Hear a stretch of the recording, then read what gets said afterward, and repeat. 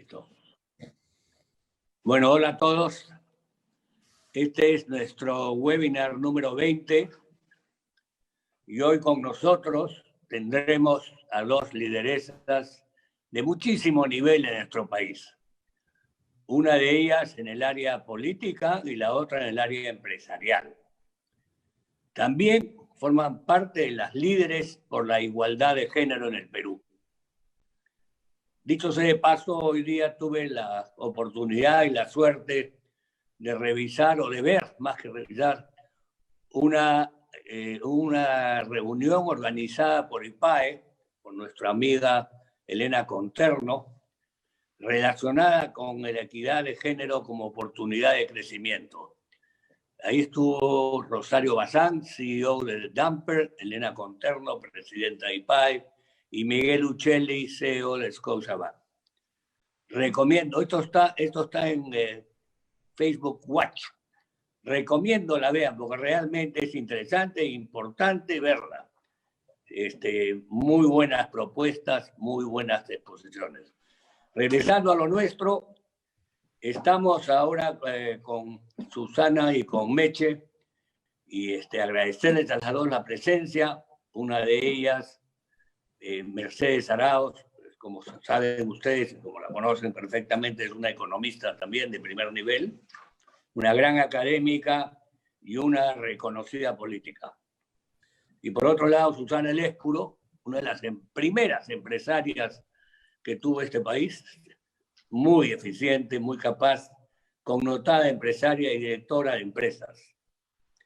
Y con ellas vamos a hablar sobre la política y sobre el tema empresarial también, de la actividad empresarial en los tiempos de pandemia, en los tiempos de crisis más que de pandemia, porque ahora tenemos pandemia y tenemos crisis política, en fin, y económica también. En fin, entonces vamos a cederle el micro a Meche Arauz primero. Gracias nuevamente por estar con nosotros. Adelante. Muchas gracias, Pepe, y un gusto estar con todos ustedes en esta presentación. Y también compartir con Susana, que es una amiga de muchísimos años y a la que le tengo el mayor de los respetos, porque realmente sí es una gran líder en el sector empresarial y siempre ha llevado adelante la agenda realmente de una igualdad entre hombres y mujeres que es básica para poder tener un mejor desarrollo. Y en el caso de lo que estamos viviendo ahora, creo que se vuelve más dramático, ¿no? Porque si comenzamos a mirar, hoy día vi las cifras que salieron en este informe del OIT, que dicen que hoy día el Perú ha caído, digamos, el mundo ha caído en términos de empleo, ¿no? O sea, ha habido una pérdida en Latinoamérica de equivalente a 80 millones de empleos en el segundo semestre, o sea, un 33% del total, ¿no? Digamos, del empleo en Latinoamérica. El promedio global ha sido de 17.3, pero el Perú le ha ido peor, ¿no? Y ha estado por encima del 50%. Curiosamente, 57% es varones, porque son los que normalmente están en empleos formales, y 53% las mujeres. Digamos que tengamos estas circunstancias, vuelven este tema dramático, porque el impacto además en el tema de esta pérdida de empleo se da sobre todo porque las mujeres están empleadas en las industrias más sensibles, cuando están en el sector formal, y también forman la gran masa de la microempresa informal que probablemente no tiene acceso a reactiva ni a ningún otro mecanismo de salvataje que tienen alrededor. Creo por lo mismo entonces que debemos tener una mirada bien integral sobre cómo aproximarnos al tema de la recuperación económica, tanto en el sector empresarial como en el sector público, con un enfoque de género de verdad. Las mujeres no es que seamos más importantes que los hombres, ni que seamos más víctimas que los hombres, no es una actitud paternalista la que buscamos, sino que es entender que hay una realidad que hace que hayan sido las personas que vayan a tener más dificultad de reincorporarse. Como digo, las industrias que más tarde van a incorporarse, las de la fase 4, formalmente son las que más jalan mujeres en términos de empleo, ¿no? El sector turismo, para empezar, están otros sectores de servicios, que son las que mayormente generan empleo formal para mujeres, ¿no? Comercio, restaurantes, cuidados personales, ¿no? El cuidado de niños, de ancianos, trabajadoras del hogar, y están también en el otro lado, ¿no? De las que podrían ser más sensibles a ser víctimas de la enfermedad, como es el caso de las trabajadoras en el sector salud, tanto técnicas, enfermeras, que mayoritariamente son mujeres, hay médicos también, no hay duda, pero son, digamos, las que están más cerca de la atención a las personas que tienen la enfermedad. Esas son las posibles candidatas a ser contagiadas, ¿no? Como dije también, muchas mujeres están en el sector informal y, bueno, son las mujeres las que han estado en las colas en los mercados y en los bancos, eso no cabe la menor duda, porque normalmente hay muchas mujeres son cabeza del hogar, o sea, no se mide eso en términos de las estadísticas, pero tenemos que estar mirándolo. Y hay un elemento adicional, que las mujeres ahora, con el tema de que los niños van a la escuela, ¿no? Son las que, como normalmente han tenido la carga laboral familiar, digamos, como el extra, el trabajo extra, hoy día lo tienen más. La distribución del trabajo en la familia, por tradición, por falta de conocimiento, siempre ha estado sobrecargado sobre la mujer. Ahora, con los niños en la casa, resulta que son también maestras, son las que tienen que estar ayudando al niño en la escuela. Entonces, todos esos elementos hacen pues que la carga sobre la mujer, sobre elementos que permitirían su rápida recuperación, la hacen más difícil, y su más rápida reincorporación también en el mundo laboral. Por eso pienso que si vamos a hacer políticas públicas, lo primero que tenemos que tener es una mirada de género frente a ellas, ¿no? Las CUNAMAS han tenido que estar cerradas, no había atención para darle CUNAMAS. El tema de los tratamientos para la anemia, que comenzaron bien este año, con las visitas comunitarias también se recortaron, en fin, toda aquella política pública que significa un elemento de equiparación, de bienestar y de crecimiento económico también, están realmente ligadas a estas barreras que ya teníamos históricas, pero que hoy día se vuelven más grandes. Entonces yo creo que el enfoque de género es importantísimo. No, muchos de los errores que se hicieron, esa cosa que es anecdótica, ¿no? Pero de la división por días, hombres y mujeres, fue un absurdo, ¿no? Pero refleja la ceguera cognitiva que tienen muchos hombres, ¿no? Al considerar que tenemos ciertos patrones de comportamiento iguales, o sea, somos parecidos, pero tenemos comportamientos diferentes por las cargas que tenemos históricas basadas en esta división del trabajo que todavía tenemos con alto sesgo, ¿no? Entonces creo que es bien importante que miremos eso. Todavía en el Perú existen muy pocas mujeres en los liderazgos en el sector público y en el sector privado. Y aún si estás en el sector público, tienes que luchar contra esa techo de cristal que existe, o sea, para el acceso a la mujer al liderazgo. En el Perú, por ejemplo, ahorita cuando estoy viendo candidaturas, mayormente son masculinas, solo hay una señora claramente que va a ser candidata, que es la señora, o dos, ¿no? La señora Fujimori y la señora Mendoza, digamos, pero 25 candidatos, dos mujeres, y normalmente nos llevan a nosotras, a las mujeres, como adorno dentro de una plancha, no con un liderazgo necesariamente para el trabajo, y ese es un error que cometen muchos varones al entender cómo debe funcionar una plancha, ¿no? También estamos en el tema de que es difícil. O sea, ahora es cierto, hay más equidad de género en los ministerios a nivel de los liderazgos, pero bueno, solamente ha habido 3 ministras de Economía hasta la fecha. Me cuento como la primera, después fue Claudia Cooper y ahora es Tony Alba. Entonces, digamos, y siempre hay esa cosa del comentario que porque si es mujer va a ser más débil o cómo va a manejar las cosas, o que son cosas difíciles de aceptar, o que va a ser una dura, mala, odiosa. O sea, no podemos estar en el medio como cualquier funcionario público calificado, ¿no? La brecha salarial, a pesar de la ley que se hizo, que es una ley para simplemente evitar que haya actitudes de diferencias salariales hechas por género, simplemente para aclarar cómo es la política salarial de una empresa, todavía sigue existiendo, ¿no? Entonces, lo mínimo que tenemos de brechas salariales están alrededor del 20 y tantos por ciento, 30%. y como digo, participación en los directores, por eso lo va a contar Susana con mayor detalle, ¿no? Pero tenemos que trabajar, creo, intentando mirar esto con muchísimo más cuidado, sobre todo que esta recuperación implica que, por ejemplo, en materia del teletrabajo, es mayor esfuerzo porque las mujeres no las preparan para estar metidas en los temas de tecnología. O sea, tenemos que trabajar con los niños y las niñas para que el tema tecnológico ya sea parte de ellos, niños y niñas, de igualdad, en igualdad de condiciones, no todo este tema de ciencia, tecnología y matemáticas, ingeniería que debe procurarse que estén. Entonces, todo lo que significa política pública para insertar a los jóvenes a las nuevas tecnologías de la información, porque lo que vamos a tener es una competencia y un posible desplazamiento de muchas de las actividades donde están las mujeres por el cambio tecnológico que estamos viviendo, y ahora se ha acelerado, ¿no? O sea, es simplemente algo que pensábamos que iba a ser dentro de 10 años, ya se está dando ahora, ¿no? Y con lo que podríamos creo que es importante trabajar en definir políticas para la capacitación en las familias también ahora, en términos de educación a distancia, que ayuden a mayor integración, ¿no? El tema de, como le digo, las mujeres poseen menos tiempo para estudiar y aprender nuevas habilidades o para la búsqueda del empleo, ¿no? Porque están dedicadas también al trabajo doméstico no remunerado.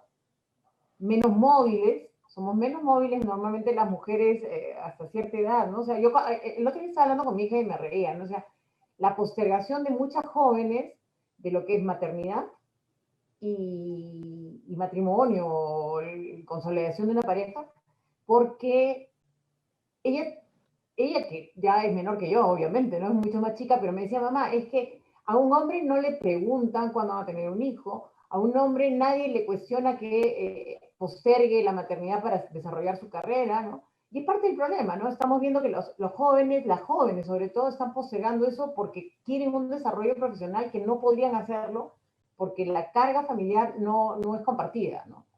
Y ese cuestionamiento no nos lo hacemos, ¿no? Y bueno, hay temas aquí en nuestro país más difíciles todavía, porque el tema del transporte público, por ejemplo, es otro problema grave en lo que es la seguridad personal de las mujeres, el tema de la violencia y el acoso que suele suceder a veces estando por ahí, ¿no? O sea, el riesgo, ¿no? Una mujer que se tiene que transportar 2 horas y media para llegar a un trabajo, porque eso pasa, porque no le estamos dando las facilidades de un transporte público adecuado. Entonces, estamos viendo que el transporte no está pensado en dar facilidades al acceso al trabajo, sino, bueno, todavía no tenemos una red de transporte público, pero ayudaría, por ejemplo, eso a reducir muchísimo más los costos, tanto laborales como el costo familiar, ¿no? Porque eso implica, ya no voy a trabajar porque tengo que estar en el transporte público demasiadas horas, ¿no? Prefiero quedarme en casa. Entonces, son el tipo de cosas que tenemos que ir cambiando, y creo que es el momento, en medio de la crisis y de la pandemia, en la cual tenemos que comenzar a pensar esto seriamente, ¿no? En lo que es romper estereotipos en el trabajo es básico. El acceso a Internet móvil es el otro elemento que también creo que tenemos que enfocarnos muchísimo, porque si estamos viendo hoy día, los niños, para poderse educar viendo a la familia otra vez, para poderse educar, tienen que buscar un sitio donde funcione el teléfono celular del papá o de la mamá para poderse conectar, porque no tienen internet. Y eso pasa en Lima, no está pasando, digo, solamente en las provincias. Entonces, la poca conectividad que tenemos tiene que moverse, ¿no? O sea, creo que hay que hacer un esfuerzo de comunicación, convencer a las familias que dicen no quieren antenas porque creen que van a contagiarse el COVID y cosas por el estilo, antenas de celular. Tenemos que plantearles que no es cierto y que realmente tenemos que entrar con una mayor conectividad, no solo para los niños, como yo, sino toda la familia, para poder hacer labores inclusive profesionales, ¿no? Y bueno, en general pienso que cualquier política de igualdad implica también luchar contra la violencia de género de cualquier tipo, ¿no? La violencia intrafamiliar, la violencia del acoso en el trabajo, que todavía existe. Hace pocos días también hablaba con muchas jóvenes, con un grupo de jóvenes que empezaban sus profesiones y todo, y se encontraban con que el jefe se olvidaba de que tenía una relación laboral, ¿no? Y los jefes del jefe les decían, mejor no te quejes, pues, para que sigas creciendo, ¿no? Entonces todavía hay culturas empresariales que no borran el comportamiento del acoso como una práctica que debe ser vetada en cualquier espacio laboral, ¿no? Entonces, por ahí creo que hay que hacer esfuerzos, las licencias que tienen que haber de maternidad y paternidad que deben ser compartidas, y por supuesto, pienso en un tema que es importante, muy criticado, ya lo hacen en las empresas, pero en el sector público no hay esas miradas. Por ejemplo, los comités mixtos para selección de personal. El sector público realmente no valora el tener criterios prácticos de aplicación, que sí se los puede pedir al sector privado, pero no lo hace dentro de su propia gestión. Y eso llama la atención porque debe cambiar también, ¿no? En general, las poblaciones más vulnerables tienen rostro de mujer. Y creo que tenemos que hacer políticas públicas de recuperación de nuestra economía, tomando en cuenta la mirada de género para poder atender esto adecuadamente. Muchas gracias. Listo, muchas gracias, Meche. Muy interesante tu exposición. Pasamos a Susana. Listo, pasa el micro a Susana. Ítalo, por favor. Hola Pepe, hola a todos, muchas gracias. Y Meche, encantada de estar compartiendo aquí contigo. Y quería, pues, bueno, lo que quería resaltar hoy día también es que estamos a 5 días de la muerte de Ruth Bader Ginsburg, ¿no? Este icónico personaje de la Corte Suprema de los Estados Unidos, la única mujer por décadas, bueno, en realidad no por décadas porque hubo una mujer antes que ella, pero ya en la última década fue la única, que realmente luchó por la justicia y por la equidad de género.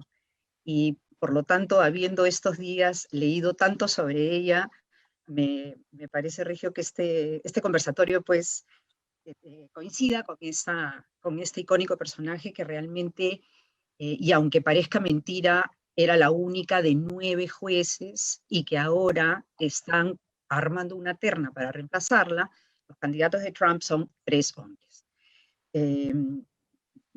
Y esta es la Corte Suprema de los Estados Unidos de América. No puede ser. Bueno, la idea es que desde la mirada empresarial les comparta qué cosa es lo que hemos venido viendo y cuáles son pues los retos, las oportunidades que tenemos en el sector empresarial relativo a la mujer. En la pandemia, en los directorios en los que participo, ciertamente he visto, y como yo siempre digo, siempre decimos que en las crisis surgen las grandes oportunidades. Yo digo que en las crisis también salen a relucir los grandes valores. Vale decir, aquellas personas que estaban como de repente un poco ocultas, no tenían tanto protagonismo en la empresa y llega una crisis y de repente adoptan un liderazgo y toman las riendas para hacer marchar, solucionar los miles de problemas que se suscitaron en el momento del inicio de la pandemia para poder restaurar la cadena de suministro, la parte comercial, etcétera, etcétera. Y lo he vivido, digamos, a gran satisfacción mía ver cómo 3 mujeres de diferentes áreas tomaron riendas en una de las empresas y pudieron enfrentar muchos retos, tan es así que merecieron el reconocimiento del propio directorio, ¿no? Surgen esos grandes valores y de lo que se trata es que les demos oportunidades. Aquí, estamos viviendo, digamos, en el Perú, bueno, ya Meche ha dicho en lo que respecta al empleo, en el mundo empresarial, en el empleo formal cayó en mujeres más de 30%, en hombres cayó solamente 23%, bueno, también es fuerte, pero se trata de identificar las barreras que están impactando en que estas mujeres se desarrollen a su potencial, a su full potencial, y que esto se traduzca, por supuesto, en beneficio para las empresas y para los trabajadores y para el ecosistema en general. ¿Qué cosa es lo que vemos como algunas barreras, algunos retos que todavía no acabamos de romper, ¿no? Ciertamente lo que llamamos pues discriminación. Hay veces la discriminación se manifiesta en sesgos inconscientes. Tan es así que hay hoy día encuestas, estudios, uno entra al internet y se puede hacer un test para determinar qué tipo de sesgos inconscientes tiene uno mismo. Creo que eso es algo que sirve como un punto de entrada, por ejemplo, si en una empresa queremos hacer cambios importantes en cuanto a manejar, gestionar, digamos, el capital humano a partir de brindar oportunidades de desarrollo a las mujeres. También sucede que en las empresas es muy raro que haya una cuantificación, una base de datos, digamos, que diga, que se lea tranquilamente, bueno, qué porcentaje de participación tienen las mujeres por nivel jerárquico y cuáles son las tendencias de ascenso. Y yo les cuento que esto es muy importante porque cuando una mujer entra a una empresa a los niveles, digamos, iniciales, va a mirar hacia arriba para ver si ve que hay un porcentaje de mujeres que, entre comillas, la están haciendo, ¿no? Están teniendo oportunidades de desarrollo. Y si ven que son contaditas con los dedos de una mano o que prácticamente son invisibles, el mensaje que están recibiendo esas mujeres es: aquí en esta empresa no se facilita el desarrollo de la mujer. Entonces, por eso es importante que tengamos estas métricas que nos permiten identificar por nivel jerárquico, digamos, por nivel de responsabilidad en las empresas, cómo estamos y cómo estamos avanzando, ¿no? No solamente se trata, también viene pues el asunto de las famosas cuotas. Y yo no quiero utilizar la palabra cuota, pero sí prefiero utilizar la palabra meta. Meta es, bueno, estamos aquí y a dónde queremos llegar. Si queremos, y tenemos muchos estudios que nos dicen que la participación de la mujer en el mundo empresarial, y particularmente en posiciones de liderazgo y con mayor razón en directorios, está relacionada con mejores resultados en rentabilidad y en otros indicadores de gestión de la empresa, amén de los indicadores sociales. Entonces, ¿qué cosa está afectando? No estamos hablando de darles la oportunidad para hacernos un favor, estamos hablando de que hay resultados que confirman que existe este talento, que lo que necesita es la oportunidad. Entonces, ¿qué pasa, por ejemplo, en el Perú en cuanto a los directorios? Resulta que en las últimas cifras, la Bolsa de Valores de Lima tenía 7% de los asientos de directorio ocupadas por mujeres. Y en la última lectura, entiendo que todavía no se ha compartido por Women's CEO y demás, entiendo que ese número ha bajado un poquito. Pero es pues menos de 10%, y esa cifra yo personalmente la veo hace 20 años. Yo hace 20 años que estoy en directorios y no he visto absolutamente ningún progreso. Además, 60% aproximadamente de las empresas que cotizan en la Bolsa de Valores de Lima no tienen ni una sola mujer en su directorio, ¿no? ¿Qué tipo de... y por qué eso es importante y por qué ahora y por qué en la pandemia y pospandemia? Pues la pandemia nos ha puesto en relevancia enfrentar muchas decisiones ante estados críticos de toda naturaleza, desde nuestros empleados, el modelo de negocio, en fin, nuestros proveedores, nuestros clientes, etcétera.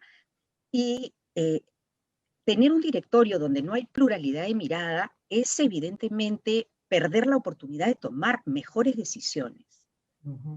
Lo rico de un ambiente diverso, sea en cualquier, digamos, área de trabajo y particularmente en un directorio, estas personas que vienen con diferentes backgrounds, diferentes géneros, diferentes niveles de experiencia en diferentes áreas funcionales, pues tienen miradas que van a ir al colectivo del directorio y que van a producir una mirada más completa, más holística, y que eso va a generar mejores resultados, mejores decisiones de negocios que a su vez impactarán en los resultados. Entonces, ¿estamos acaso dejando de ver esa oportunidad en la medida en que inclusive nuestras empresas que cotizan en la Bolsa de Valores de Lima no han dado un paso en ese sentido. De más está decir que, por supuesto, los países europeos que están más en los niveles entre 30 o más por ciento, 40%, son aquellos en los que sus gobiernos tomaron la decisión de establecer las cuotas. Yo sí quiero hablar de metas, porque las metas nos llevan a lo mismo, pero generan el compromiso. Metas que se establecen desde la alta gerencia, desde el directorio, que realmente están, por lo tanto, generan ese compromiso para que a nivel de toda la empresa haya un cambio, que es lo que estamos hablando. Estamos hablando de un cambio importante y que ahora más que nunca, post pandemia, donde vamos a hablar un poco de sostenibilidad, pues esto se hace absolutamente crítico, ¿no? ¿Qué entonces elementos, me parece a mí, y también evidentemente esto es algo que en las empresas que ya lo están manejando muy bien, está pues muy establecido? Por lo pronto, que esto sea un punto de agenda, como dije, en el directorio y también, por supuesto, en el equipo de liderazgo, de tal manera que esto baja from the top down, ¿no? Es un compromiso desde la cabeza. Tenemos que hacer una evaluación basal. ¿Dónde estamos hoy? ¿Qué nos dicen esas métricas? ¿Y cuál es la tendencia? ¿No? Creo que evidentemente tenemos que establecer, bueno, qué medidas qué temas, qué indicadores vamos a continuar midiendo para poder ver si es que estamos yendo en la dirección correcta. Pero esto también tiene que ir de la mano con tener como grupos de embajadores o agentes de cambio, como cualquier cambio cultural que se quiere llevar a cabo en una empresa. No solamente se trata de que la gente de arriba, ¿no? el CEO o el directorio lo plantee y que esté pues en el plan de trabajo, etcétera, sino que en la organización se identifique agentes de cambio que están totalmente comprometidos con la causa, porque ven los beneficios de esta situación, ¿no? En los procesos de selección, yo cuántas veces he escuchado hace poco de un CEO que bueno, teníamos pues una vacante en la gerencia de logística y le pregunté, bueno, ¿y quiénes son? ¿Cómo es tu terna? Bueno, tengo a fulanito, menganito y menganito. Bueno, y no hay ninguna mujer. Y me contestó, no, es que no hay mujeres en logística. Y yo le dije, en este minuto te doy 3 nombres de buenísimas mujeres gerentes de logística. O sea, las mujeres están ahí, pero de repente no son tan visibles. Y lo que tenemos que hacer es, no solamente para posiciones de gerencias de empresas, también para directorios, tenemos que darles visibilidad, y eso hace que, por ejemplo, el Women CEO ha desarrollado un portal para que los datos de mujeres en el pipeline, digamos, están preparadas ya sea para cargos de directorio, para gerencias generales, etcétera, tengan más visibilidad, porque sí, a mí siempre me han dicho muchas veces en mi cara pelada, oye, son pocas y ustedes siempre son las mismas. Luego necesitamos, entonces, en los procesos de selección en las empresas, cuando le pedimos a un headhunter que nos traiga una terna, definitivamente no la aceptemos si no está incluida una mujer. Cuando estamos viendo dentro de la empresa procesos de selección, lo mismo. Cuando estamos viendo decisiones de promociones, es increíble, pero no tener a una mujer en esa decisión no se nota, digamos, que hay veces operan los sesgos inconscientes, ¿no es cierto? Hay la necesidad también, en algunas empresas muy grandes, pues se han establecido estos comités de diversidad, estos comités de inclusión, para que puedan trabajarse los temas que necesitan ser identificados, pero no solamente reuniendo a las mujeres en los grupos, ¿no? Sino que sean grupos mixtos, porque de lo que se trata es, digamos, romper estos paradigmas, tener una mirada fresca para poder que todos, digamos, sientan ese nivel de confianza en que las mujeres van a poder demostrar su mérito y a la vez traer a la mesa estas otras características, estas otras habilidades que van a enriquecer al final la gestión de la empresa. Ahí la dejo, Pepe. Muchas gracias, Susana. Muy interesante lo que acaba de decir. Y vamos a pasar de frente a las preguntas. Hay un comentario del público presente que esta pregunta va para Meche. Dice, Meche ha dicho que no se debió criticar a la ministra Alba cuando la nombraron, pero según todos los especialistas, incluyendo Castilla, Carranza, Busada, Briancén, Webb, la gestión de Alba ha sido mala. Alba mantuvo cerrada la minería por 2 meses y gracias a su falta de liderazgo aún no empezamos la fase 4 de reactivación. Creo que eso se acaba de empezar, ¿no? Pero en fin, sería bueno saber cuál es la opinión de Mercedes sobre esta pregunta. Sí, o sea, yo no he dicho que no se le pueda criticar a la ministra. Yo también he sido ministra de Economía y también he recibido crítica. El problema es que sea la crítica porque es mujer. Eso es diferente. Yo creo que la inexperiencia de Tony no le ha dado la fortaleza para enfrentarse a un gabinete que ha primado otra ideología, ¿no? Digamos, y ha pensado, no ha podido enfrentarse a ministros que venían pues a hacer actitudes de planificación central, ¿no? La verdad es que eso es lo que ha pasado. Y quizás sea una experiencia, porque ciertamente tiene algo de experiencia en manejo de presupuesto, porque no hay duda, yo la conozco desde muchos años, muy hábil, muy capaz, pero se ha enfrentado a un gabinete, ella era ella sola frente a todo ese gabinete, ¿no? O sea, y no tenía la fortaleza quizás que hubiera tenido otra mujer de repente, u otro hombre, no sé, que le hubiera dicho, un ratito, acá la economía tampoco la podemos parar por casi, bueno, 6 meses, ¿no? Hay que tener un balance salud-economía.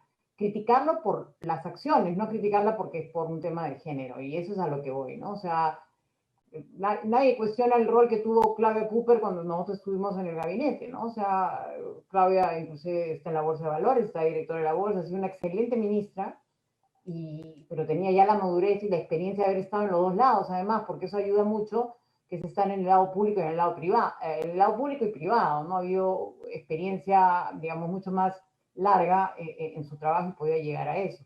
Entonces, no es por género la crítica es por gestión, y ahí sí, eso es válido hacerlo en cualquier lugar, ¿no?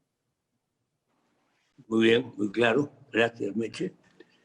Ahora viene una pregunta para Susana, que dice así: ¿crees que las instituciones privadas realmente han actuado adecuadamente en defensa del pueblo peruano y de las empresas privadas en esta pandemia, cuando el gobierno lo único que ha hecho es buscar la forma y manera de no pedir ayuda a los privados? ¿Cuál es tu opinión sobre esto? Bueno, ciertamente ha sido un contraste muy marcado ver cómo en Ecuador, que en un momento estaba pasando una situación muy, muy crítica, entró el sector privado en conjunto con el sector público y las instituciones y sacaron adelante y pudieron manejar realmente esta situación de pandemia. En nuestro país coincido que lamentablemente por algún motivo que ¿no? Todos tenemos nuestra opinión al respecto, no hubo un involucramiento manifiesto del sector privado y de las instituciones civiles, asociaciones, ¿no? En general, para poder trabajar un plan de recuperación o un plan de enfrentar a esta pandemia desde tantos ángulos de una manera adecuada, ¿no? A mí, por ejemplo, me parece increíble lo que mencionó Meche hace un poquito, ¿no? El asunto de hacer pues días para los hombres y días para las mujeres. O sea, ¿qué tipo de miopía en el entendimiento de tu consumidor? Si hay algo que aprendemos en el mundo empresarial es que tenemos que tener muy claro ¿Quién es nuestro cliente? ¿Quién es nuestro consumidor? ¿Qué necesita? Y si estamos hablando de enfrentar una pandemia en todas sus fases de abastecimiento de medicinas, de comida, etcétera, etcétera, etcétera. O sea, el entendimiento de esos clientes llamados los peruanos nos ha debido permitir establecer planes mucho más sólidos y las empresas hacemos eso todos los días, ¿no es cierto? O sea, ¿cuántas empresas especialistas en logística hay, por favor, en Es este correcto. país que tienen niveles de confiabilidad del 97, 98%, ¿no? Entonces, sí, me sorprendió que habiendo varias mujeres en el gabinete no hubieran salido a decir, los peruanos no se comportan así, esto no va a funcionar. Los mercados públicos, ¿quién no sabe en el mundo de consumo masivo cómo operan los mercados públicos? ¿No? ¿Quién no sabe en este país que los centros de transporte son fuentes de contagio? O sea, es algo que es muy visible para los empresarios, los ejecutivos que operan en esos mundos y que hubieran podido colaborar con planes más ajustados a la realidad del momento y a cómo darle la vuelta. Muchas gracias, Susana. Ahora una pregunta para ambas. Empezamos con Meche. Dice así, en países escandinavos, países líderes en empoderamiento femenino, las mujeres eligen libremente su carrera. Sin embargo, muchas de ellas no eligen ser ingenieras, por el contrario, el porcentaje se reduce cada año. ¿No creen que imponer mediante leyes, cuotas o metas de género de manera artificial atenta contra la libertad y motivaciones reales en la mujer? Como dice el famoso neuropsicólogo canadiense Jordan Peterson. Meche. A ver, yo siempre he sido como economista, o sea, no me gusta muchísimo ver el tema de cuotas en general. Pero cuando tú ves que hay una diferencia de oportunidades, es cuando necesitas establecer las cuotas. O sea, es preferible, como dice Susana, plantearse metas, pero resulta que no se dan nunca los resultados. O sea, la bolsa de valores se ha planteado la meta del 20% hace años y hasta ahora tenemos 7 punto algo, lo que mencionó Susana. Entonces, ¿cómo generamos esas oportunidades? Y ahí está el tema, la posibilidad de participar solamente se hace solamente para que puedan ser elegidas. Nadie le está poniendo además que sean impuestas, pero de alguna manera ayuda a tener la diversidad, ¿no? Creo que las mujeres pueden contribuir muchísimo.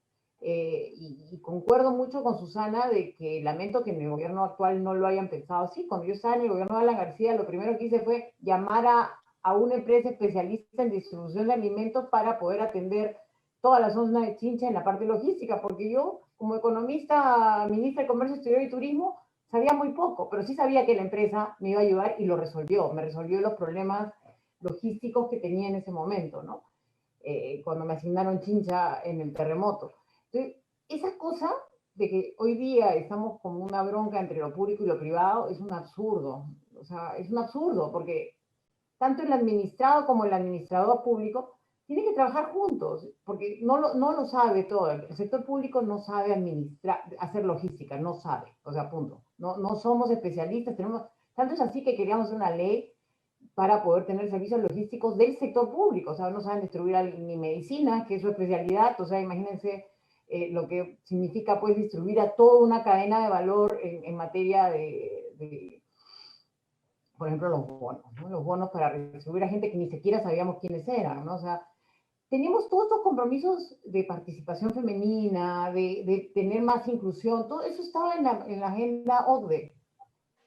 Y bueno, hoy día se abandonó esa agenda y no hemos tenido, y una de las cosas era tener mejores estadísticas para saber identificar, como dice Susana, a nuestros clientes, ¿no? Que son los usuarios de los servicios públicos. Pero ni eso hemos avanzado. O sea, estamos realmente no caminando en la dirección del que nos correspondería para el nivel de ingreso medio que tenemos como país. Pero hay una preferencia por hacer política pública de otra categoría, ¿no? De la guerra política, en vez de mirarnos en cómo atendemos a nuestra población. Sí creo que las cuotas ayudan cuando tú tienes una carga muy pesada que hace imposible que accedas. Entonces lo importante es ayudar, pero no hay que abusar de las cuotas tampoco. O sea, creo que tiene que haber alguna cuota de género para la participación en política, pero es para poder entrar y participar y concursar, y ya que la gente te elija, ¿no? Ahí desde el punto de la elección ya es diferente. Muy bien, gracias, Meche. Susana. Mira, yo, por ejemplo, soy geóloga de carrera, ese es mi lado oculto, porque trabajé solamente 1 año como geóloga, ¿no? Pero lo cierto es que sí, por ejemplo, no se trata de decir, no, a las mujeres no les interesa la ciencia. Hay empresas que se han tomado eso en serio y están desarrollando programas. Por ejemplo, Cisco. Cisco es una empresa de tecnología. Quiere atraer a mujeres, lucha por la equidad de género y quiere atraer mujeres a tecnología. Entonces, desarrolla una serie de programas dentro de la empresa para cultivar, para atraer y además cultivar, desarrollar a esas mujeres en ese campo. Y también hay iniciativas como STEM, ¿no? STEM significa ciencia, tecnología, ingeniería, y la M es de... Matemáticas. Me voy a acordar. ¿Ah? Matemáticas. Matemáticas, ¿no? Esto es algo que está desarrollándose mucho en el mundo, ¿no? Estas iniciativas STEM, que lo que buscan es que desde el colegio las niñas sean atraídas hacia estos rubros que además van a ser absolutamente vitales, como estamos viendo, la carrera en tecnología, en ciencias, en matemáticas, etc. De hoy para adelante requiere de los talentos de todos, de hombres, mujeres, etc. O sea, y aquí se trata de hacer esas carreras atractivas desde el colegio, porque en los mismos colegios, o quizás en la casa, o quizás en el ambiente social, hay veces hay estos sesgos inconscientes que se transmiten de generación en generación, ¿no? Que te van diciendo, eso no es para ti. O sea, imagínate a mí, pues, ¿quién me iba a decir que la geología era para mí? ¿No? Hace 40 años, además, ¿no? Hay muchos mensajes, digamos, que calan en algunas personas más que en otras, y de lo que se trata es que el mensaje sea el inverso, sea, mira, hay muchas oportunidades de desarrollo profesional en ciencias, en matemáticas, y que desde niñas las chicas se interesen en las universidades, haya también una manera de promover las carreras, las diferentes carreras que hay, para que lleguen preparadas al mundo laboral y que en las empresas también continúe esa labor de promoción, como también lo hace, por ejemplo, Cisco, ¿no? Muy bien. Gracias, Susana. Otra pregunta para ambas. Dice así: uno de los objetivos de desarrollo de sostenibilidad de las Naciones Unidas y la equidad de género está en el ODS 5, que busca poner fin a todas las formas de discriminación contra las mujeres. ¿Cuál es su opinión que el liderazgo masculino se mide con métricas mientras que el femenino se evalúa los cómo? ¿Por qué a los hombres no los cómo? Meche. Bueno, la verdad, no sé cómo medir los cómo, o sea, la verdad, todos los hombres y las mujeres somos en capacidades, yo creo, iguales, con algunas preferencias diferentes, pero podemos medirnos, como bien ha dicho Susi. Cuando yo estaba en el banco, BID, nosotros teníamos toda una matriz para medirnos en cómo medíamos, calificábamos a, digamos, nuestros subalternos, a nuestros pares, a nuestros jefes, y teníamos sin distinción de hombres y mujeres, y más bien cómo promovíamos la intervención.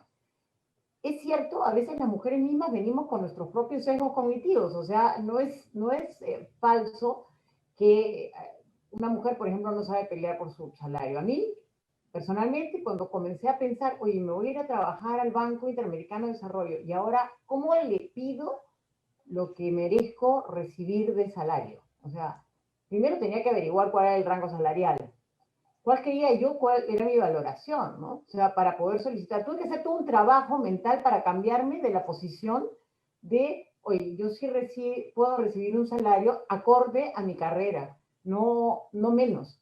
Porque ya me ha pasado en otras circunstancias, en otras entradas a otros trabajos donde dicen, no, pues tú eres mujer, ¿no? O sea, a ti te dan un salario y después te enteras que tu colega que tiene un grado menor que tú está ganando más.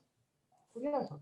Entonces, porque tú eres mujer, vas a llorar. O sea, a mí me ha pasado ya en el mundo político, ¿no? O sea, el que uno sea mujer, que se vista bien y que derrame la lágrima, o sea, tenga la capacidad de reconocerse vulnerable como lo puede ser cualquier hombre, resulta que no es agradable, ¿no? Entonces, es una mirada, como digo otra vez, de estas cegueras que hay frente a una realidad donde hay mujeres que pueden ser enérgicas en sus momentos, sensibles en otro momento, y les recomiendo que vean una super serie que están dando en Netflix, se llama Borgen, y habla sobre una primera ministra en Dinamarca, que les va a parecer genial cómo el comportamiento frente a una mujer y las circunstancias en las que vive, cómo compartir, para bien y para mal, ¿no? O sea, nos toca vivir circunstancias bien diferentes a las que les toca vivir a un hombre habitualmente. Entonces creo que es un buen punto para comenzar a pensarnos como iguales, como generar una sociedad donde hay oportunidades para ambos de las mismas categorías, cualquiera sean nuestras preferencias por donde queramos desarrollarnos. Es un buen punto. Muy buen punto. Susana, tu opinión. Bueno, yo también estoy en la tercera temporada de Borgen y estoy así anclada.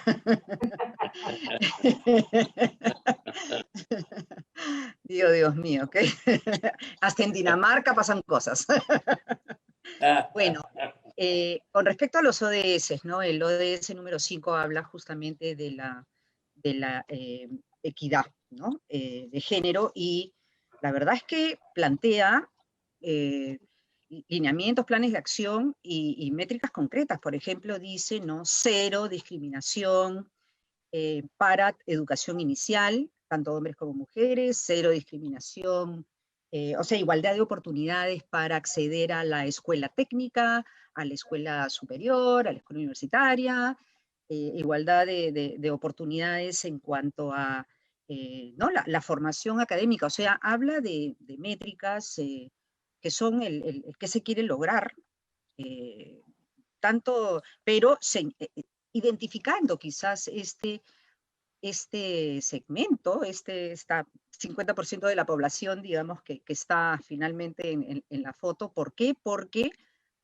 evidentemente sabemos que hay países, inclusive el nuestro, donde ha habido en algunas ciudades y provincias, por ejemplo, decidir que los hijos hombres sí van a la escuela y que las hijas mujeres no, en nuestras familias altoandinas, ¿no?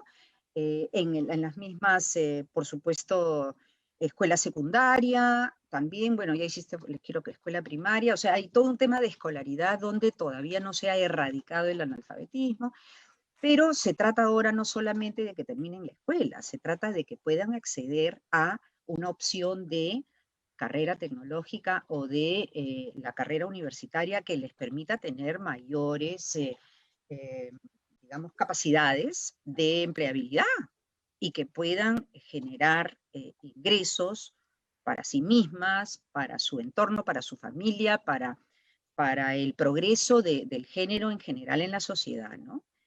Así que creo que tenemos un ODS muy, además ese ODS finalmente también está ligado al trabajo decente, está ligado también al número 4, ¿cuál era el número 4 de los ODS?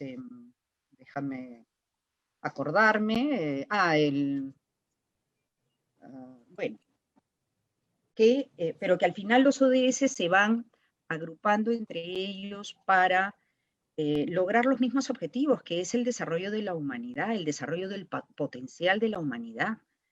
Y se trata de, digamos, hacer un doble clic en el segmento de las mujeres en el mundo, porque eso está limitado, ¿no? ¿Verdad? El ODS número 4, gracias Ítalo, es el de la educación de calidad, justamente, porque sin educación, pues, ¿cómo podemos hablar de desarrollo, ¿no?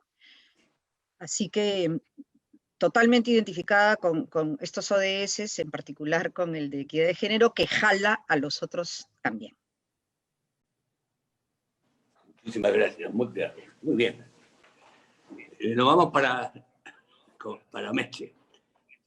¿Qué opinas usted sobre la firma o no del acuerdo Escazú y por qué el Perú y la Cancillería le parece bien mientras otros países como Chile lo rechazan? ¿Cuál es su opinión? Yo no conozco el acuerdo, o sea, no soy un especialista en temas ambientales.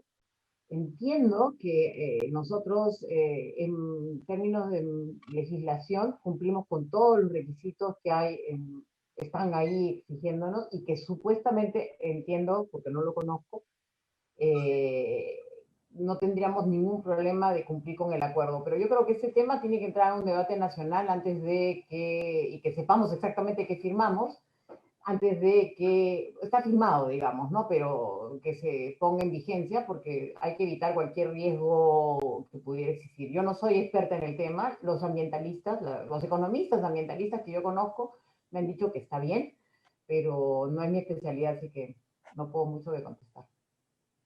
Listo, gracias. Ahora vamos para Susana. Dice así la pregunta: me parece que hay una gran necesidad de reformar las reglas de los directorios de empresas privadas y públicas para que sean menos nepotistas y requieran que los directores sean realmente calificados para los puestos. ¿Cómo crees que se pueda lograr esto? Bueno, yo creo que justamente la SMB, la Bolsa de Valores, o sea, hay una serie de esfuerzos ahorita vigentes donde se ha tratado, por ejemplo, de, sin hacerlo una norma absolutamente necesaria de cumplir, sino como una sugerencia, por ejemplo, identificar cuáles son las características de un director independiente, cuáles son los requisitos para que realmente sea un director o directora independiente.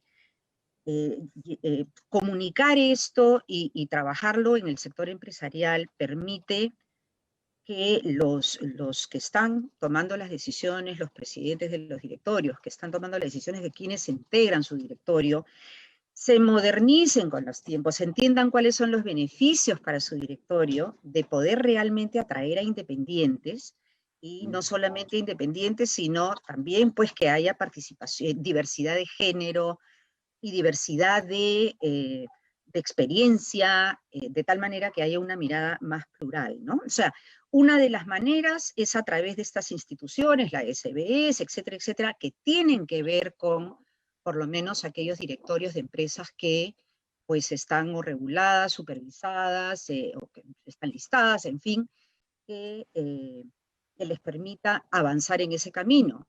También en difusión de las prácticas de buen gobierno corporativo, que nuevamente hacen hincapié en este tipo de indicadores, este tipo de elementos que tienen que estar ahí para que sean considerados, ¿no? Pero ahí está el tema de que este trabajo se viene haciendo hace años y la cosa no camina. Y por lo tanto tenemos que hacernos esa pregunta, ¿no? De, bueno, ¿qué viene después? O sea, se establecen metas, se trabajan herramientas, porque no se trata simplemente de poner metas, se trata de trabajar herramientas, talleres de sensibilización, pero herramientas de, por ejemplo, cómo poder identificar candidatas que puedan satisfacer los perfiles, que tengan las credenciales, la experiencia, etcétera, que se busca. Pero ojo que no solamente hablemos de una calificación técnica, ¿no? Los directorios también tienen que traer a la mesa la mirada ética, la mirada ¿no? de integridad, la mirada de largo plazo, de sostenibilidad, de desarrollo, de oportunidades, estas cosas que trascienden si uno es un financiero o es un ingeniero industrial, ¿no es cierto? Así que yo creo, nosotros en las diferentes organizaciones de mujeres que tenemos vigentes, buscamos promover continuamente las oportunidades para otras mujeres, ¿no? Por ejemplo, tenemos una organización que incorpora mujeres directoras y tenemos pues sesiones de profesionalización, talleres, estamos inscritas en organizaciones internacionales, nos capacitamos, vamos a cursos en las universidades, tanto aquí como en el extranjero. O sea, son cosas donde tomamos la iniciativa para poder cambiar este panorama. Pero esto tiene que ir de la mano con que se nos abran pues puertas, ¿no? Yo me considero muy afortunada de que hay 40 años atrás pues alguien me abrió la puerta, me dio la oportunidad de poder desarrollarme. Fui la primera mujer ejecutiva en Procter & Gamble y pues durante años, ¿no? Fuimos poquitas, y cuando me fui 22 años después, el 33% de la planilla ejecutiva eran mujeres, y hoy ese número es 50% de las posiciones ejecutivas están ocupadas por mujeres. No sé cuántas empresas hoy día en el Perú pueden decir eso, ¿no? Pero es una labor de largo aliento, y por lo tanto, para que las cosas sucedan, tiene que haber, pues, el trabajo de los dos lados, ¿no? Y que los hombres, pues, que están tomando, la mayoría, por supuesto, el 93% de presidentes directorios son hombres, ¿no es cierto? Y el larguísimo porcentaje similar de CEO son hombres, entonces que realmente abran su esquema mental a valorar y a aceptar y a entrar a ese mecanismo que finalmente es bueno para la empresa, bueno para la sociedad, bueno para todos. Muy bien, yo te voy a agregar algo a lo que tú acabas de mencionar. Yo he visto esta reunión virtual de IPAE hoy día en la mañana, y he visto las tres posiciones, y realmente, sin desmerecer a ninguna de ellas, la que más me llamó la atención fue la de Miguel Uccelli. Miguel Uccelli, entre las cosas que expresa y manifiesta, que él en el Scotiabank sí tiene, ¿no?, un porcentaje más alto de mujeres en puestos importantes, o en puestos no necesariamente importantes, porque tiene un porcentaje más alto de mujeres trabajando en el banco. Cosa que aparentemente en Canadá sucede lo mismo, sin necesidad de dar disposiciones legales y cuestiones obligatorias. Este es un tema que realmente, como tú lo has mencionado, los hombres tienen muchas veces la decisión. En Estados Unidos no sucede así. En Estados Unidos los hombres son preponderantes, y lo que tú has dicho es, no necesariamente tienen que abrirte la puerta. Tú has empujado la puerta con tus cualidades y tu capacidad. Entonces, las mujeres tienen también la obligación de empujar la puerta. Y finalmente, entre las cosas que dijo Miguel Uccelli, que me pareció muy interesante, es que en su familia, todas las mujeres, desde su abuela, que tenía más de 100 y tantos años, son necesariamente empresarias, gente dedicada a hacer empresa, inclusive individualmente, ¿no? Porque son periodistas como Patricia del Río, etc. Pero eso es muy interesante, eso es un tema que hay que traerlo permanentemente a este tipo de reuniones, y las mujeres también tienen que empujar la puerta para que sea así. Muchísimas gracias, eso es todo. Voy a pedirle a Meche, y ahora conteste una. Vamos, pero ¿querías responder? Sí, mira, yo escuché a Miguel Uccelli ayer también, me encantó. Necesitamos reproducir a Miguel Uccelli así, a la 1000%, ¿no? Lo quiero tener en mi web. Yo siempre digo, o sea, yo tuve la suerte que el jefe que me mentoreó, que me auspició, digamos, que se corrió el riesgo de promoverme a gerente general, y que además yo estuve dentro de las 3 primeras gerentes generales mujeres en Procter, en el mundo, nos promovieron al mismo tiempo a gerente general, y en mi caso, mi mentor, como te digo, el presidente de Latinoamérica, ¿no?, Jorge Montoya, que además es peruano y que me había contratado, yo siempre digo, qué suerte que Jorge tiene 3 hijas mujeres. O sea, yo creo que hace una diferencia realmente cuando esos hombres han crecido en un ambiente mixto y donde han en familia visto cómo hay respeto y hay todo esto, pues, que significa tratar con equidad a todos los miembros de la familia en una familia mixta. Entonces yo siempre digo, qué suerte, porque si como padre solamente has tenido hijas mujeres y por ahí tenías algún sesgo de machismo, como que también he conocido a alguien que yo dije, Dios mío, este es un machista a rabiar, tuvo una hija mujer, la hija mujer salió trome, y déjame que te diga, el pata tuvo que cambiar, pero, porque la tuvo que vivir en sangre propia. O sea que solamente quería hacer ese comentario rapidito. Muy buena. Que no tengan Gracias. hijas mujeres, que por favor se fijen en sus nietas y que realmente las promocionen. Mi hermano Pancho también era chancletero, pura mujer, y le fue muy bien. Bueno, para Meche vamos a entrar a las dos o tres más preguntas adicionales, ya un poco más dedicadas a la parte política. Entonces, para Meche hay una pregunta que dice así: ¿qué opina Mercedes de la crisis política generada por el Congreso y el Ejecutivo recientemente? ¿Cuál es tu apreciación? ¿Cuál es tu opinión? Antes de decir eso, quiero regresar al tema anterior. Cuando yo estaba en la presidencia del Consejo de Ministros, teníamos una iniciativa público-privada y es retomar otra vez ese grado de cooperación. Era una iniciativa con el World Economic Forum para armar una agenda justamente de promoción de esta igualdad de oportunidades de género. Y ojalá desde el sector privado la sigamos empujando, porque fue lamentable que ya no continuó. Era una muy buena agenda, teníamos el apoyo del World Economic Forum, era con métricas y hubiera sido ideal que se continuara, pero lamentablemente cambio de gobierno, ¿no? Esta crisis política es el reflejo del grave error que yo, insisto, cometió el legislativo en el cual yo participé, el legislativo con una oposición ciega e inmadura.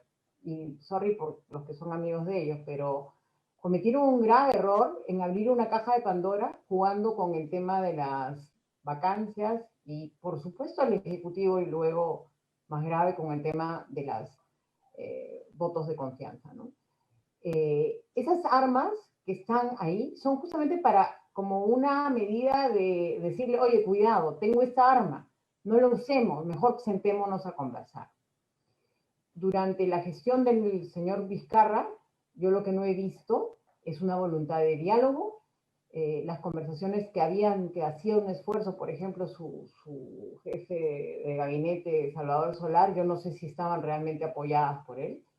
Y el cierre del Congreso ha generado este monstruito, ¿no? Y el monstruito que se ha generado es un Congreso que no tiene, es de corto plazo, porque además, como ya habíamos eliminado el tema de la reelección, como no podemos tener una bicameralidad, o sea, no hemos hecho las reformas políticas que son de fondo, y también las de justicia, que son mucho más importantes probablemente que solamente las de políticas, sino las de justicia, no las hemos terminado ni las hemos acabado como debe ser. Y un país sin Estado de Derecho tiene lo que tiene hoy día, ¿no?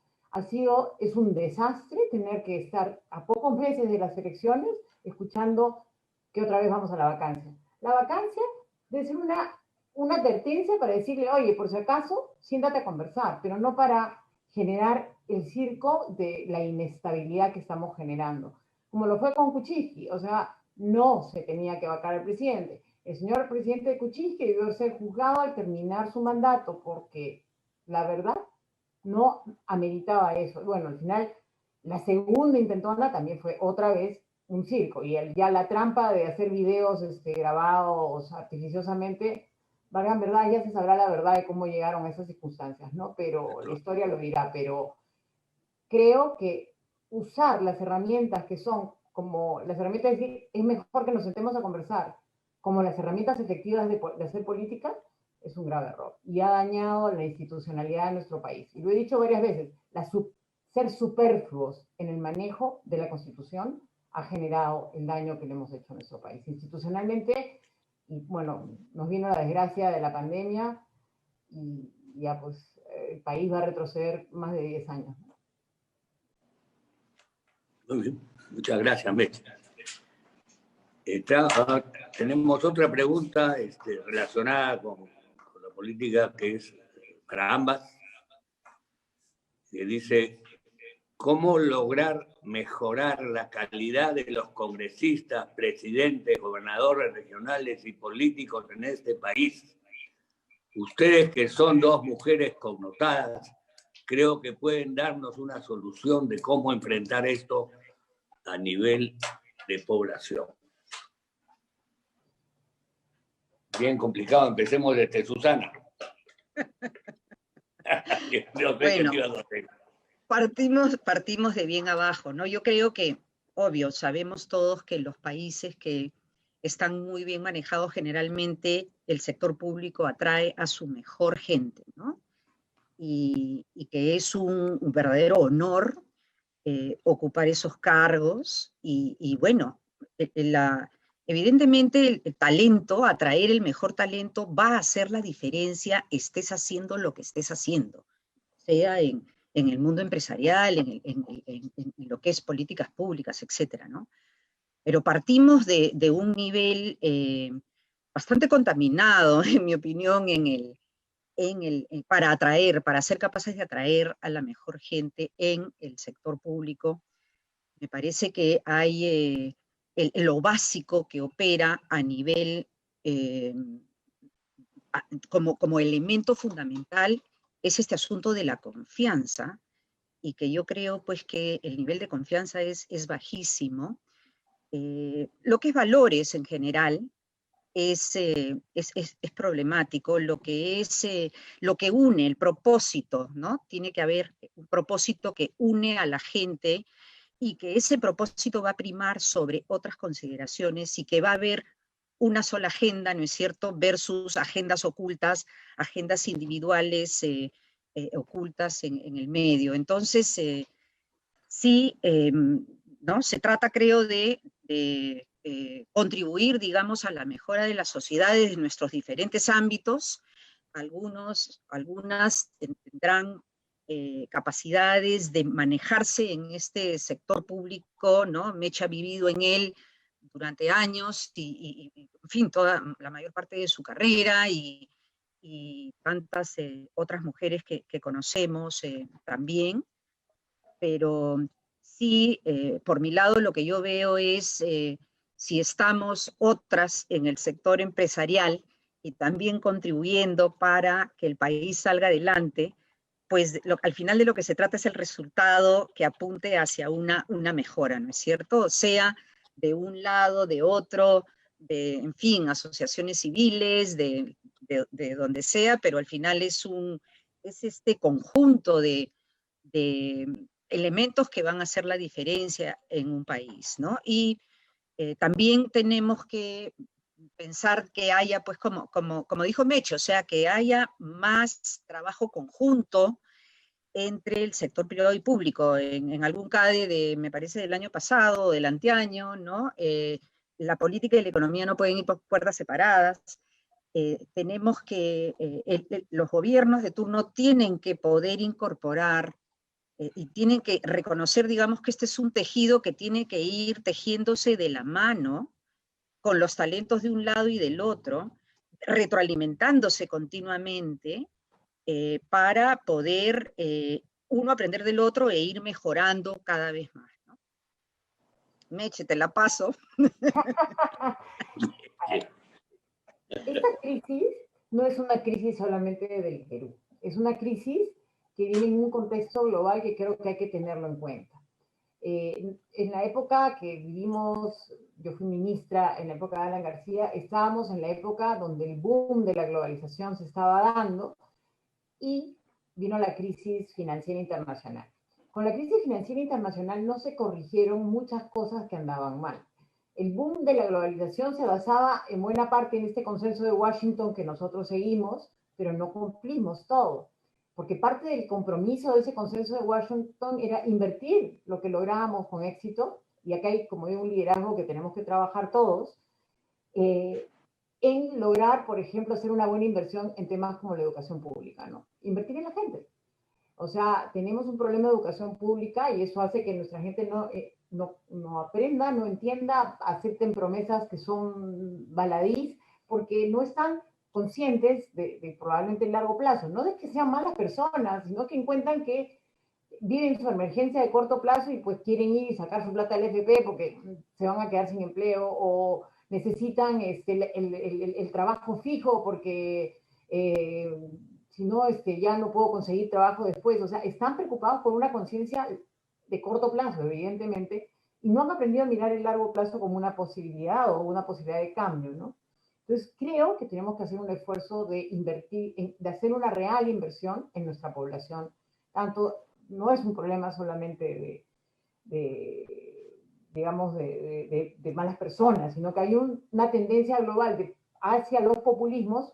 Lo vemos en Estados Unidos, lo vemos en Rusia, lo vemos en China, lo vemos en Brasil, lo vemos en México. O sea, digamos, estoy planteando la sensación que tenemos en medio de una reforma global de que todo el mundo está hiperconectado, ¿no? Hiperconectado, pero con información toda tergiversada.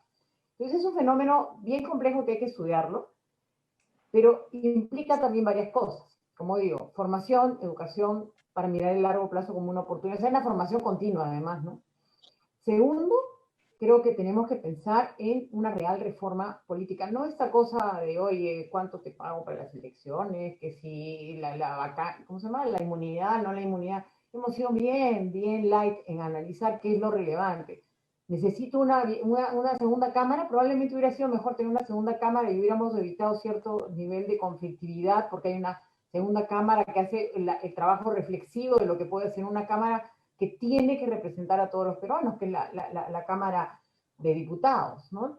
Y la variedad de los peruanos está ahí, ¿no?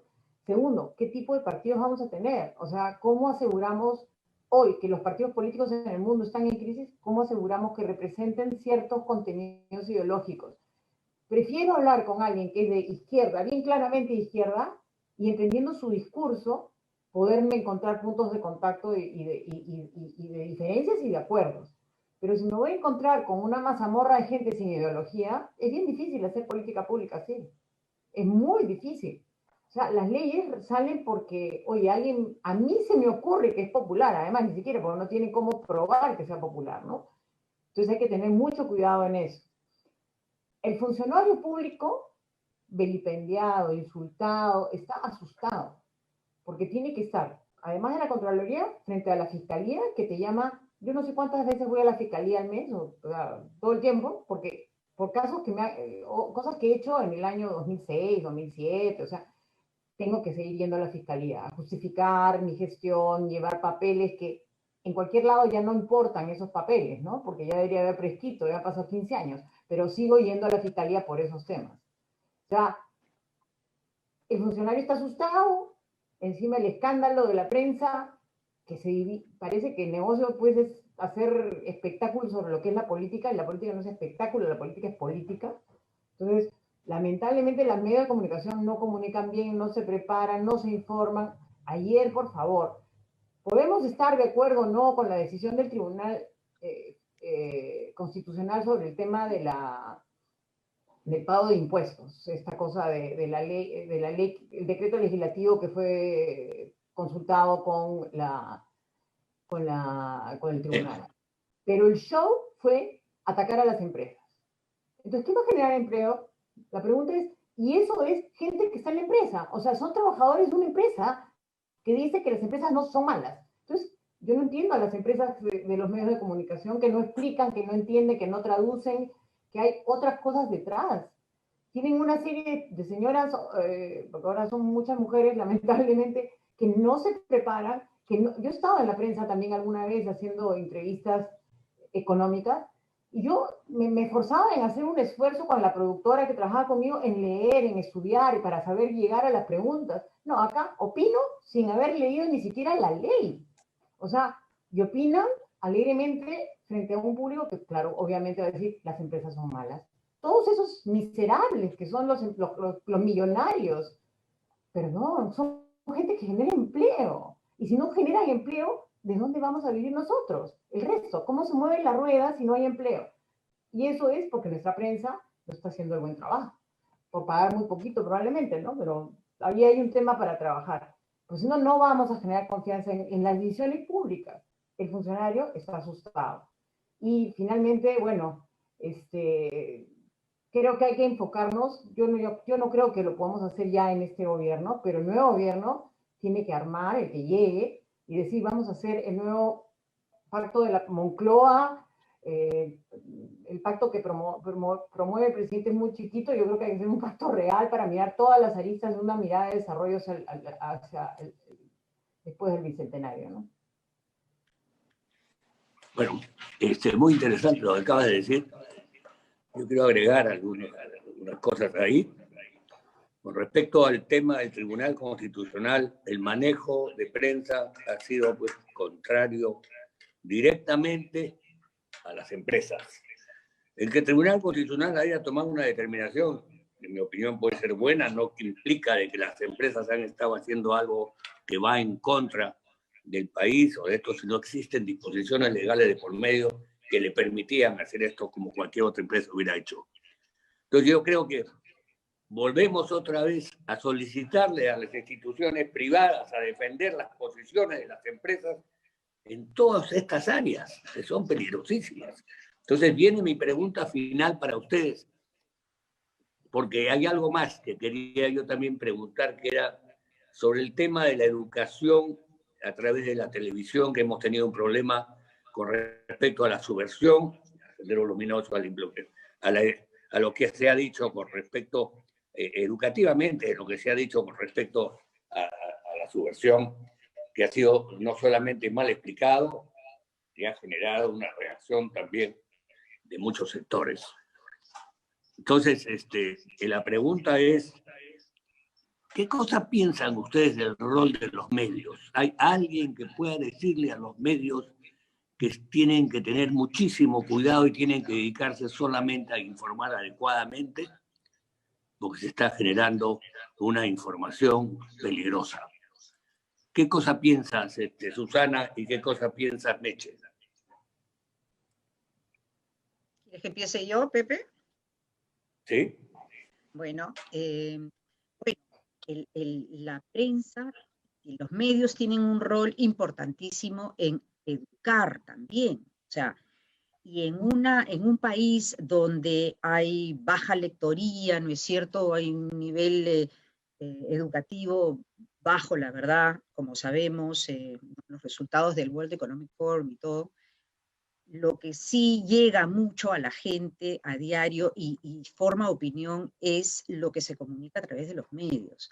Entonces, ahí la responsabilidad de que cada medio entienda la responsabilidad que tienen entre manos para poder ayudar a que esta población entienda mejor para tomar una postura y tomar las decisiones que le atañen, es algo que es fundamental y que, o sea, depende pues de estos diferentes medios y sus diferentes periodistas y el jefe de redacción y, digamos, aquellos que dan el visto bueno a la impresión final del diario escrito o a lo que pudiera salir en los diferentes otros medios no escritos, para poder elevar el nivel de profesionalismo, de preparación, ¿no? el requerimiento. Ahorita sí hay muchas veces la sensación de que hay una mirada muy superficial de parte del periodista hacia observar y no verificar, y de ahí salir con alguna nota de prensa que no tiene el debido análisis, ¿no? Pero esto realmente es en función, pues, de cada medio, y quizás sin, por supuesto, para nada hacer un clash con la libertad de prensa y todo lo que creemos al respecto, haya una especie de pacto de que los medios se comprometan a realmente entiendan esa función que tienen, esa función de responsabilidad de formar, educar, transmitir correctamente y que haya una suerte de propósito de mejorar, de elevar ese nivel, cada uno en su línea, con los periódicos pues que son los más populares o los menos, en fin, que tienen diferentes maneras de abordaje de contenido, pero que en aquello que es central puedan comprometerse a un nivel superior, ¿no? de lo que se publica o lo que se trata, y de esa manera, y también por supuesto tenemos de otro lado de los medios y también los twitters y las redes sociales y tal, donde ahora compiten prácticamente en la formación de opinión con los medios tradicionales, y donde lamentablemente cualquier cosa puede venir por ahí, ¿no? Tenemos que todos tener por ejemplo, yo recibo algo que me parece que es un fake news o que digamos es una cosa aberrante o lo que fuera, simplemente me manifiesto, ¿no? Esto no lo pienso circular, esto es fake news, ¿cuál es la fuente de esto? O sea, cada uno tenemos que hacer también nuestra labor un poco didáctica para poder evitar propalar aquellas cosas que realmente no debemos, y que todos estamos finalmente siendo impactados por esas noticias y tal. Se hace mucho daño con informaciones equivocadas. Meche. Y el tema de la polarización, ¿no? O sea, los fake news y el grado de incapacidad de diálogo. Bueno, yo en Twitter simplemente ni lo miro porque ahí lo único que recibo son improperios, ¿no? Pero, digamos, creo que tenemos que generar una cultura de diálogo que es súper importante. Y los medios de comunicación son una fuente importante de señalarnos hacia dónde deben irse encaminados esos diálogos. Podemos tener posiciones divergentes. Un periódico puede ser con una ideología A y el otro puede ser con otra ideología. O sea, puedo pensar uno ser más liberal, el otro ser más de centro izquierda, el otro ser hasta comunista. Digo, todas las posibilidades están presentes, pero con una fundamentación. O sea, cuando uno entra en el debate, tiene que entrar bien fundamentado, no puede ser sobre la base de mentiras o de un análisis tan superfluo, ¿no? O sea, y cuando salen a veces columnas de opinión que yo digo, oh, Dios mío, son columnas de opinión sin fundamentos, sin estudios, sin conocer a las personas, haciendo comentarios ad hominem. O sea, ¿dónde estamos? Realmente preocupa, ¿no? Y bueno, los medios de comunicación audiovisual son las que captan más rápido lo que pasa en el Twitter, ¿no? Entonces, o en el TikTok o donde fuera. Se ha banalizado, ¿no? Quizás porque no estamos exigiéndonos a nosotros mismos tener un mejor producto. Creo que el consumidor tiene que pedir somos consumidores de eso, tenemos que pedir un mejor producto, y los que anunciantes que quieren llegar a sus consumidores futuros a través de estos medios de comunicación deben exigir también calidad, ¿no? O sea, no digo censura, calidad, digamos, ok, tú piensas de esa manera, lo acepto, pero fundamentamelo, ¿no? Entonces hagamos las cosas de tal manera que permitan llegar a espacios donde se pueda realmente a dialogar, porque si no lo que va a haber es una guerra atroz de insultos y maltratos, y por supuesto, como dijo Susana, personalmente yo lo he vivido, o sea, me espanta volver a regresar a donde yo he tenido la vocación toda mi vida, ¿no? O sea, he tenido más de 15 años dedicados más de 15 años dedicados a la función pública, y salgo espantada, porque uno puede ser recta, correcta, y termina siendo maltratada de una manera atroz, ¿no? Injustamente. Y es un tema porque nuestros medios de comunicación insisten en jugar a estos juegos pues, del conflicto y no del diálogo, que es donde debemos incidir, ¿no? Para crear algo hay que dialogar. Y el diálogo se basa, como dijo Susana, en confianza y entender cuáles son nuestros propósitos comunes. Muy bien, muy claro. Y dicho sea de paso, tu libro ya está a la venta, ¿no es cierto? No, debe salir a la venta a más tardar el 30 de septiembre, 1 de octubre. ¿A dónde lo van a vender? En Crisol. Ya, eso para que sepan todos, porque yo también lo voy a comprar. Sí. Hay otro libro que sí he publicado este año que es sobre el Congreso, ahí soy coautora, se llama Pues el retrato de una incertidumbre, que ahí soy coautora con otros y hacemos un análisis bien interesante sobre el congreso que tenemos ahora. A su madre. Yo, sí, este es un llamado a los medios. Seguramente yo voy a tener un webinar sobre ese tema, que creo que es el momento de tenerlo dentro de la humildad de mi webinar, ¿no?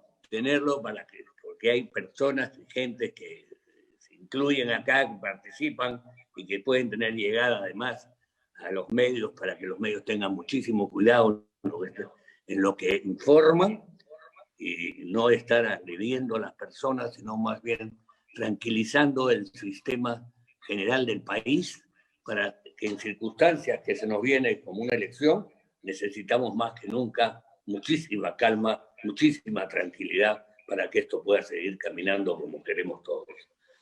Agradecerle a Meche, agradecerle a Susana las gentilezas que han tenido de estar acá, sus realmente exposiciones han sido muy buenas, magníficas, claras, directas y honestas. Les agradezco, estoy seguro que las voy a convocar muy pronto también, porque se nos viene pues la parte más brava del año, ¿no? Entonces esperemos que podamos estar juntos. Nos encantaría a nosotros contar con ustedes. Muchísimas gracias a ustedes, muchísimas gracias a los participantes, muchísimas gracias a Ítalo, mi asociado también. Y nos vemos pronto. Cuídense. Gracias a ti, Pepe, por la invitación. Chao, Meche. Gracias, Ítalo. Chao, Susana. Chao, Pepe. Hola. Thank you. Bye, bye. Bye, bye.